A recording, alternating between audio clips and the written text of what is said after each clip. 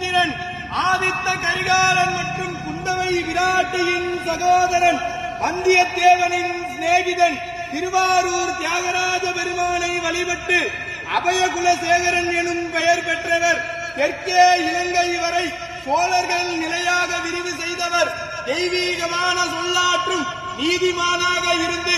அருள்மொழிவர்மன் சேர சோழ பாண்டிய நிலைகளை ஆட்சி செய்த மும்முடி சோழன், கலைஞர் கோட்டையை வென்ற கலைஞர சோழன், கோயில்களை கட்டிய திருக்கோயில் சோழன், மக்கள் நலன் நியாயம் காட்டிய மண்மொழி சோழன், தஞ்சையை ஆண்ட தஞ்சை வல்லவன், சிவபக்தியில் சிறந்த சிவபாத சேகரன், திருமுறை கண்ட சோழன், மகா கலைஞன், மாநகர் அரசன், கடல் வீரன், சோழ வம்சத்தின் மிகச்சிறந்த ஆளுமை கொண்ட